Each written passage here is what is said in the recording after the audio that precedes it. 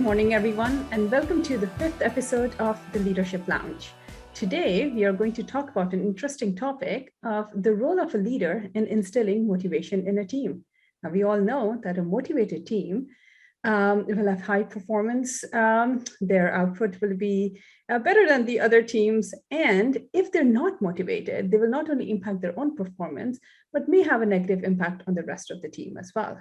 So why don't we dive right in and start talking about it? So Alison, what are your views on a role of a leader in instilling motivation?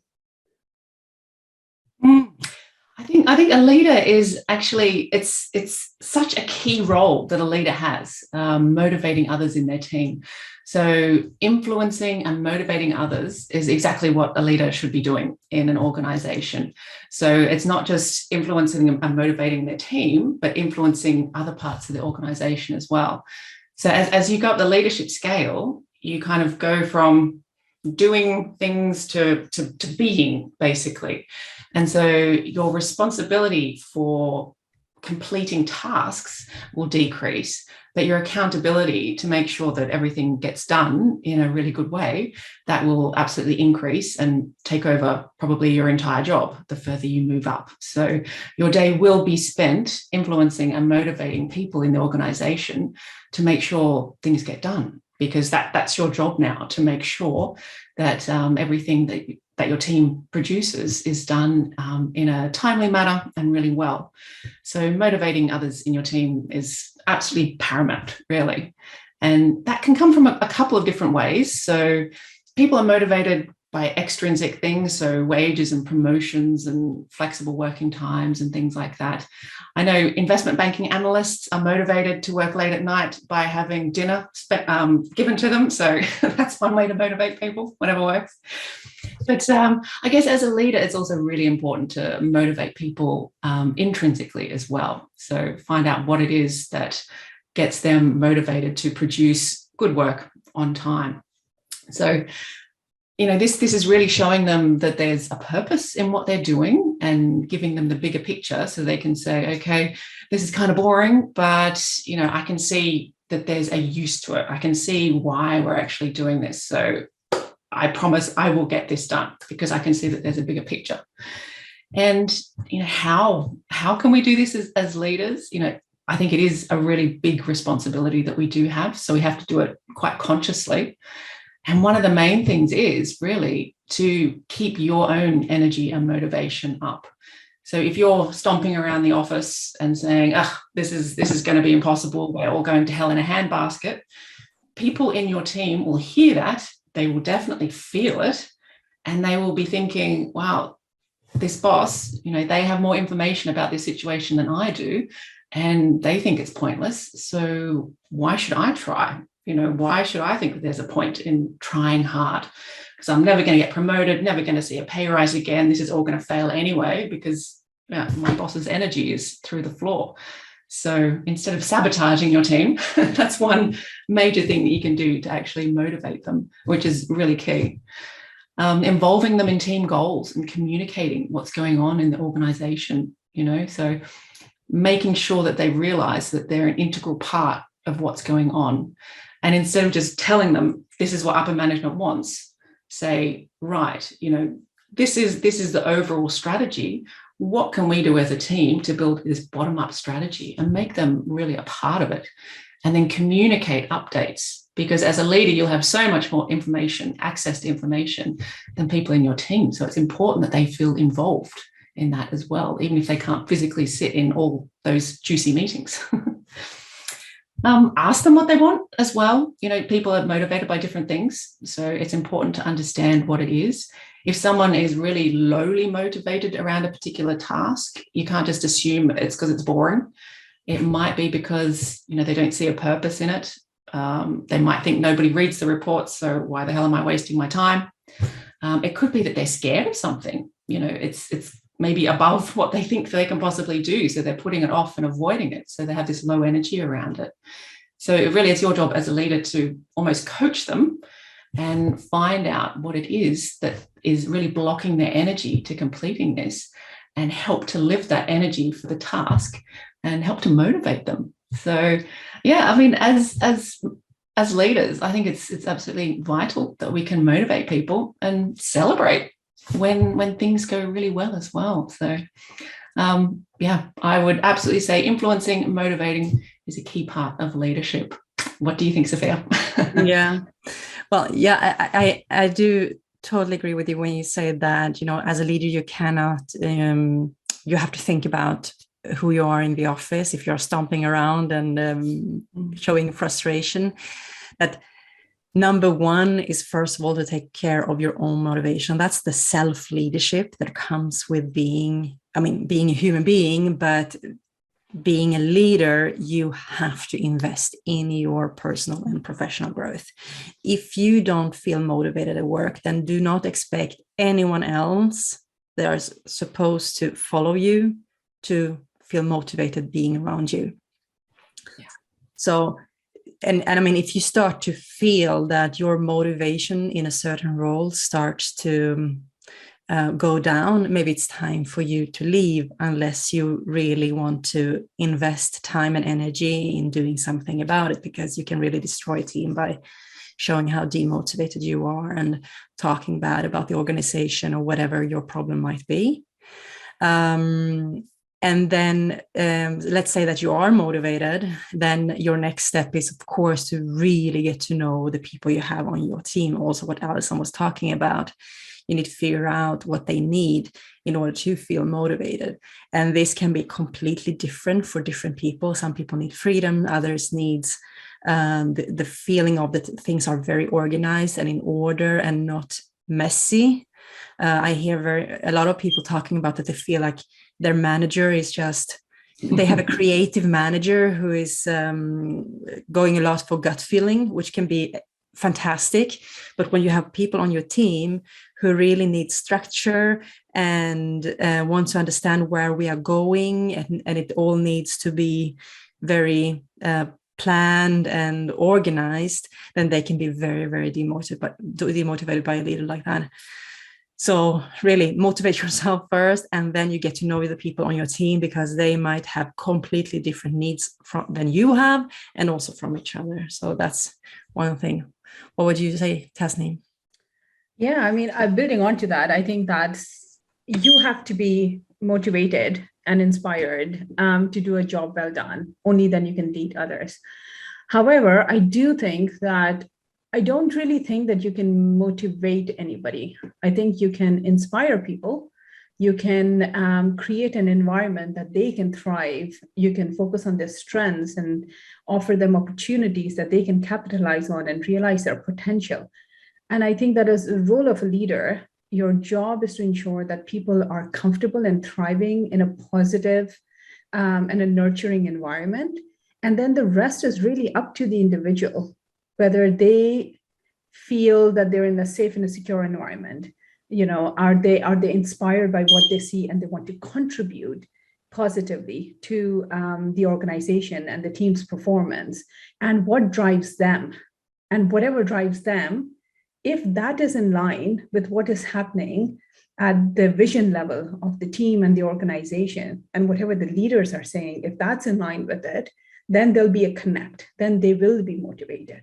However, you can be inspiring and you can have a positive environment, but if it's not directly in line with what they're looking for, what intrinsically motivates them, then there won't be a match. And every now and then you'll see that people are just not connected, as committed as you would like them to be. And it's always because there's either a mismatch in values, or it's just something that they're not getting, even though it's a great environment. So for me, I think that I personally think that I don't think that the role of a leader is to motivate, but definitely to inspire and create a positive environment so people can realize their potential.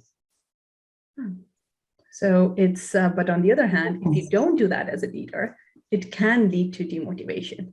And that can have a really big impact, not just on the employee, but the overall team and the environment as well. Because if you're a leader, that means you're in an influential position. And it's not just your team, but the wider team and other people in the business who are observing you and see how you are, even if it's just passively. And that has an impact on people. So yeah, on demotivation. Alison, you had some really good thoughts around, how to create a positive environment, and how, what is that you need to focus on to ensure that people are motivated. But yeah, it'd be great to get your thoughts on, what demotivates people and what you can do about it.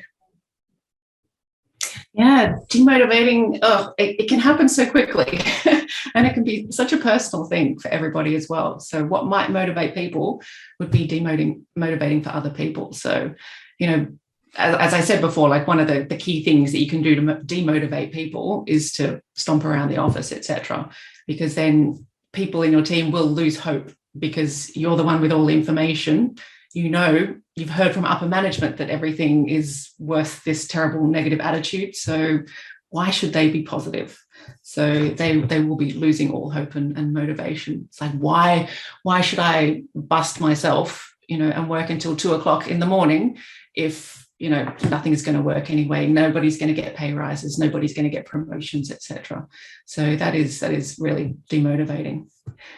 I mean, another thing that can really demotivate people, kind of similarly on the same strain, is not feeling represented by you as a leader or a manager. So if they are busting their butts until 2:00 in the morning and they say, look, I really want to get this promotion. This is why I'm doing this. This means so much to me. I've done this, and they know that you haven't represented them up the chain. You know that you haven't put them forward, and you've told them, yes, I'll do that for you. But they know that, you haven't been representing them in management meetings or anything like that. They can tell, and that is utterly demotivating for people if they don't feel like they have a voice in the organization. Even if it's just telling other people how great you are or how great the team is. That's a massive part of motivating other people. And if it's not done, people know. They recognize it.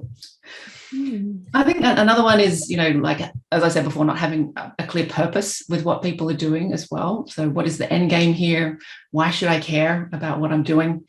If they feel as though nobody, their reports are just going to spam folders, then, how is that motivating people?